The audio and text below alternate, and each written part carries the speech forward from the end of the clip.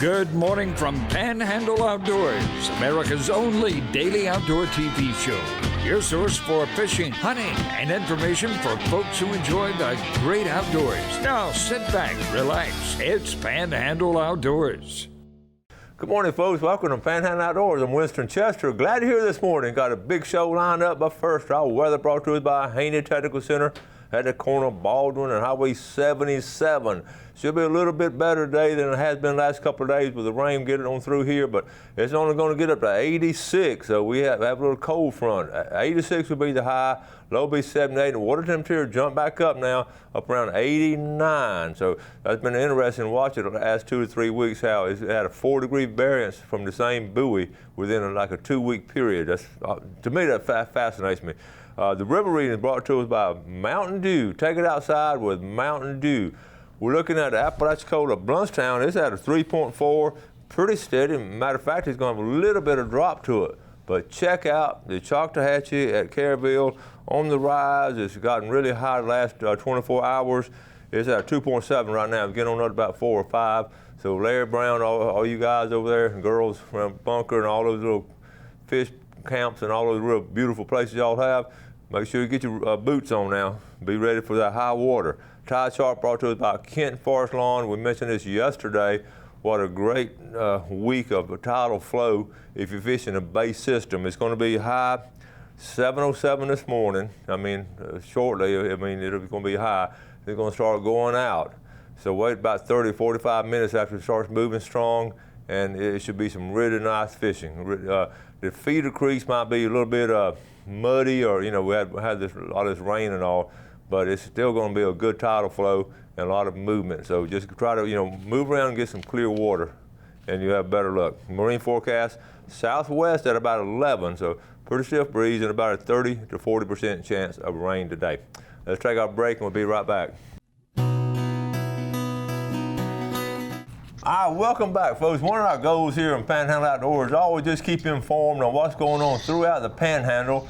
And a lot of times we just like to touch base with different folks in different places, all the way up around Walton County, Franklin County, and up in Jackson County. We got a good buddy up there, and y'all have been on the show before. How about saying good morning, Billy Grantham? Well, good morning, Winston. I hope everybody down yonder on the coast is doing I tell you, buddy, it's good to hear from you, and I know you've been busy. You and I were just talking. We're not getting to do much outdoor stuff because we're still doing storm-related issues. Is that correct? Yeah, that's true. So true. Up here it is as well. Still patching up, repairing, and keeps us happy. Okay, I know, and that list, it don't get any shorter, it don't seem like. Listen, tell us what's going on up there around, say, Lake Seminole and getting ready for dove season and food plots and all. Just give us a rundown up there in your area, what's going on. Well, if you're going fishing, you fish in the morning on Lake Seminole or on the river or anywhere else, Ocheesee Pond. Anywhere you go in the morning or late in the evening, catch one of these thunderstorms coming through about 3 or 4 o'clock in the afternoon, and then hit it because things have cooled down. You got an opportunity to be out there and avoid a storm then, and it's just more comfortable. And they're catching some brim in the morning and evening, and the bass fishing is slow, probably because folks just ain't wanting to be out there as much, but they're not catching as many as they had earlier.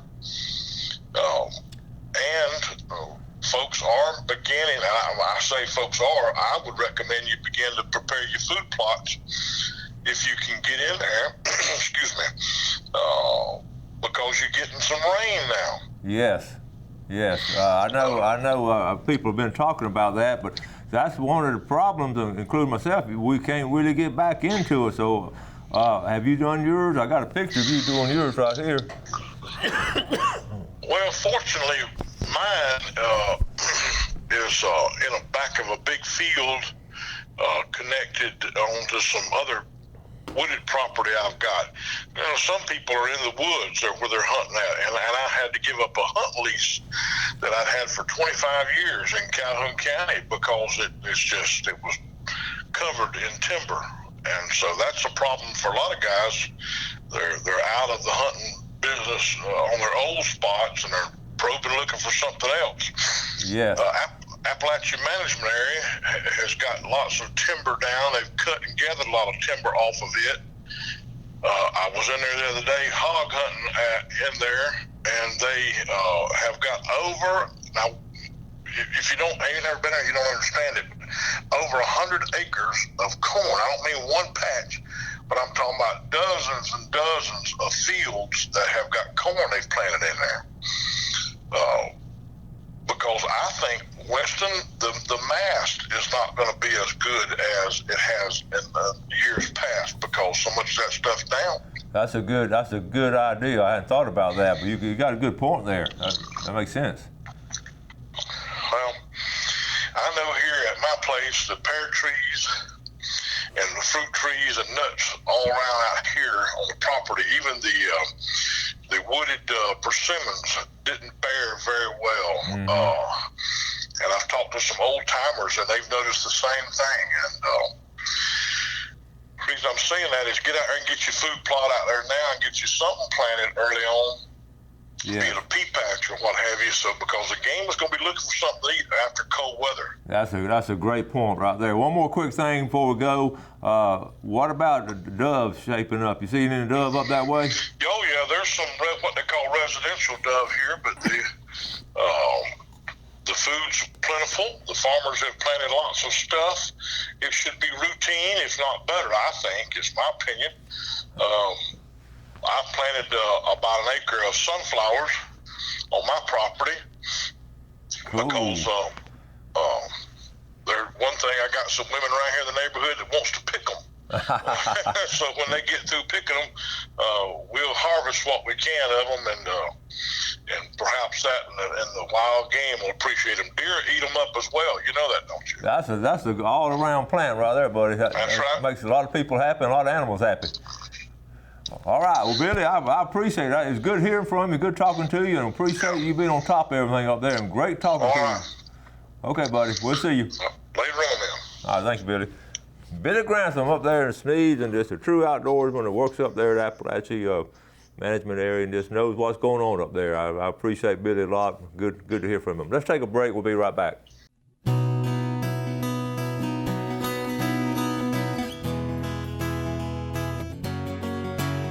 Okay, welcome back. Let's go from a live report about what's going to happen, what our future holds in outdoors in a certain area. Let's go to what's going on over the weekend and yesterday and all. So take this first picture, unique. We don't show this a lot, but this can happen. This comes out of St. Joe Bay. When you're out scalloping, there's no telling what you're going to find. Jolene Garner-Boutwell and her family and all are out, and that's a great picture there. Of course, you don't want to keep those, but they're cute as they can be. You want to show everybody, take a picture of it, and let them swim on their way. I'm going to show you a picture after, and that's Jolene and her friends and family. They just all got a lot of them. We're going to talk about scallops in a minute, but let's look at the MBARA, the Kingfish Tournament. Now, here are the winners over the weekend. Grant Christopher, Captain Max Christopher, and they won a $6,700 electronic package. And I tell you what, we're down a little bit on the size. The first place fish was 24 pounds, okay? That's in the professional. Now, the recreational winner was a 26-pounder with Max Christopher, the picture we just showed you. And then 25, then it was pretty, the top five in the recreational, pretty close right there. And you look at the local, that's just a small size this year, and it is one of the smallest ones they've had. The Wahoo winner was a 34-pounder down at the bottom. So anyway, that's the winning weights and all. Talking about weights, how about the Citronelle, Alabama? Okay, this amberjack, folks, this amberjack broke a 38-year record for the largest amberjack ever caught in the Gulf of Mexico, 38 years. This is a 132-pound amberjack. That is a huge amberjack. There's no telling how long it took him to get that one in there. So that broke the Gulf of Mexico record for 38 years. How about a clean mess of fish? David and Becky Bird. I like to see them like that. They're dressed out, skinned out, and ready to fry. And you just slash them across. My dad wouldn't cut them like that because he'd afraid you'd lose some meat, but that's about the way everybody does it now. But okay. How about the Marshall family? Scott Marshall on the right, his two boys, Harris and listen, these boys here, I told Scott, the boys probably called them, but they love to fish. You know, Scott played linebacker for us way back in the day. Looks like he still play linebacker, don't he? Good job, Scott.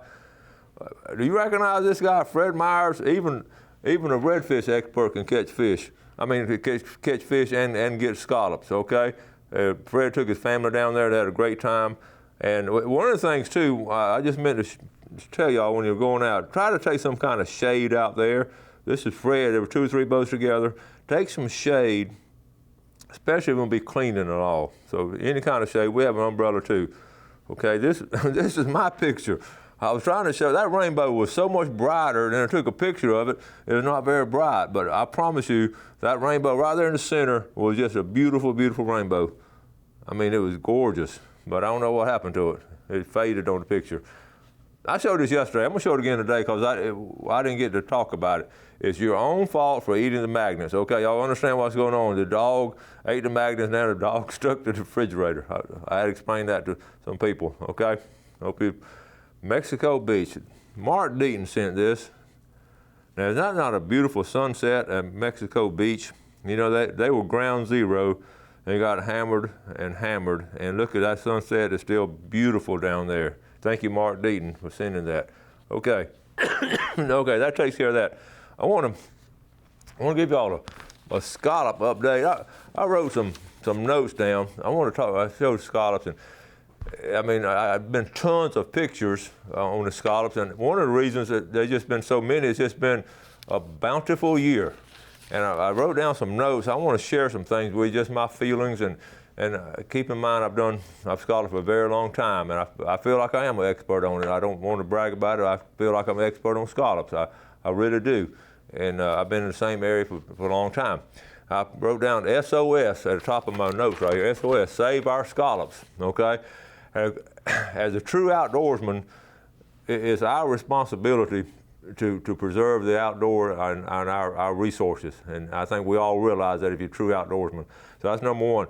Number two, we got to realize there's just been intense pressure put on the scallops this year in St. Joe Bay. There's nothing we can do about the intense pressure. People want the scallop. I mean, you cannot blame them. We all love the scallop. So everybody, when you close all 3 boat ramps, when boat ramps start closing because they don't have room to park anybody, that tells you how many boats. I'm going to get the boat count from FWC because they took an aerial survey, the aerial count of them. But anyway, everyone is in 100% agreement with the intense pressure that's been put on the scallop. So with all that in mind, it sort of reminded me back in the day of our dad's generation when, and still today, people get on what we call a brim bed when the brim are bedding, and some people catch a mess and leave, and then some people just stay on there and catch a mess and then go to the hill and come out and catch another mess. That's what agreed, and I remember talking with Dad about it. He said, you just need to catch some and get off that bed and let them, but you cannot tell that to some people. Same way with scallops. Some people are going to go out of scalloping all the time and get as many as they can. And most of them are legal now because they're getting checked pretty good by the FWC boys. And I understand some tickets have been written. But anyway, we gotta make sure that, you know, we don't need to go every weekend or every 2 or 3 times a week. We just need to sort of go 2, 3, 4 times a season. It's only a month-long season. FWCD, that was a great decision, just go 1 month like that. So I appreciate that.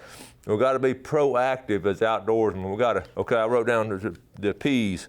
Proactive, we got to take action. Okay, we got to plan.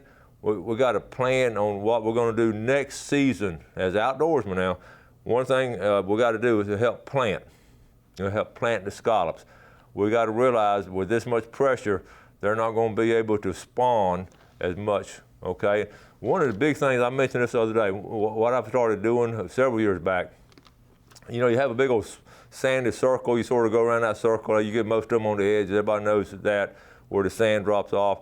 Well, when I go around that circle, if I get a small one like this, I won't drop it back down the circle because I know tomorrow somebody else is going to come around that same circle and chances are they're going to keep it. When I get a small one like this, I would toss it about 5 to 10 yards. I stand up and toss it 5 or 10 yards over in the grass where the grass is thick, and the chance of somebody scalloping there tomorrow is very slim and finding it. So this scallop here have a lot better chance of surviving through this season. Now, if it's a good size one, I'm gonna put it in my bag. But those little ones, I just actually pick them up and try to toss them and try to hide them. So those little things that we do is important. And let's see. Also, the other thing I put on planning, let's try to get our officials, our government officials on who's going to take it, the county commission, FWC, city commission. But these tourist development councils, try to get some of that money to help in the planning process of buying cages and getting people out there and 2 or 3 times a year to plant them.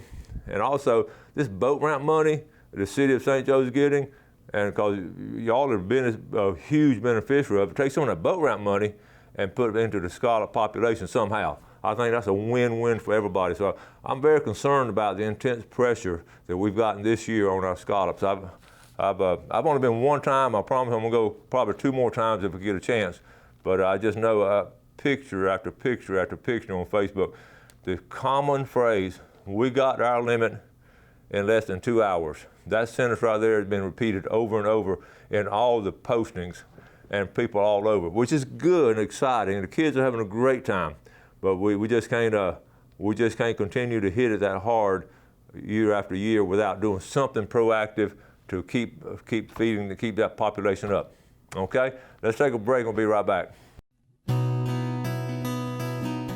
Okay, welcome back. You always run across the cutest thing sometimes. This on my cousin Lois Mills put this on here the other day, and this is hilarious. So take a look at it. You sort of understand what's going on. You got a Labrador who loves ducks and everything, and there's a duck laying down there, and you don't pay any attention to him, and looks around, and he runs off. And look what happens. Let's show that again, Jeff.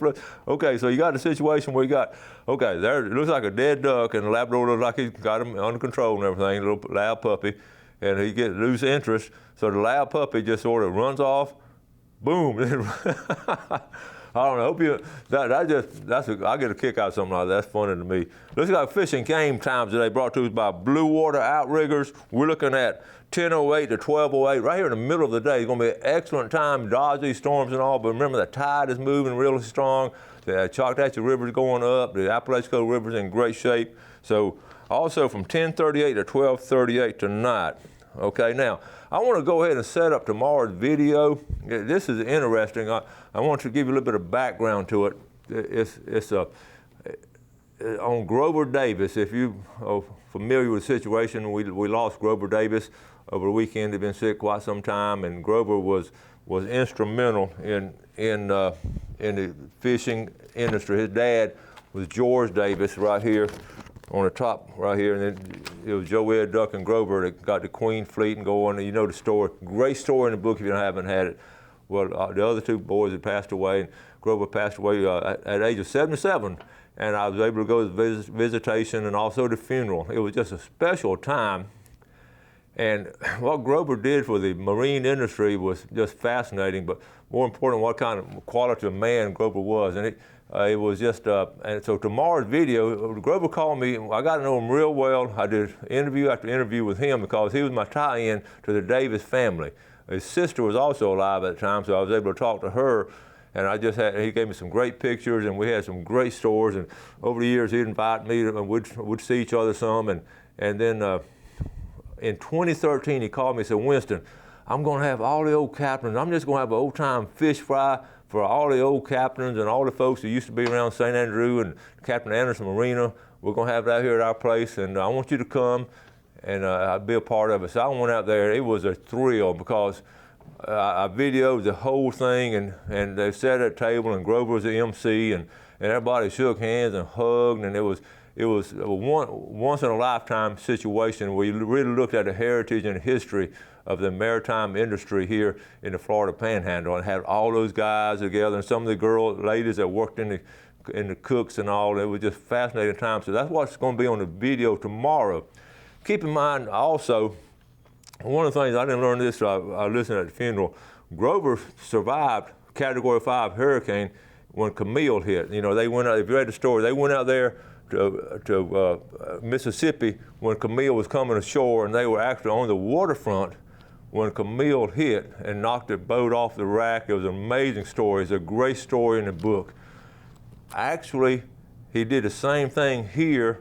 He survived a Category 5 during Michael. He was here at his house when Michael hit, lives up on Robinson Bayou, and a hurricane coming straight at him. He had some of his crew boys out there trying to get the boat squared away in the storm, and they're tying the anchors on, and Grover's out there. And he had a waterfront home. So, and when the hurricane, one of the guys talking at the funeral, Daniel Strickland, gave a great talk about during the storm what was going on, and how Grover was able to even to get out there and try to help right after the storm was going through. But he actually, the only man that I know of that's actually survived a Category 5 hurricane, witnessed it, 2 of them, while he was on the waterfront. Now, some people may have gone through it 2 times, but Grover did it on the waterfront up in Mississippi, and down here in Florida when the Category 5 came through, he had the water. In fact, when he ran out and got with his crew members, he said, "Doggone, boys, I believe this one might have been as bad, or if not worse,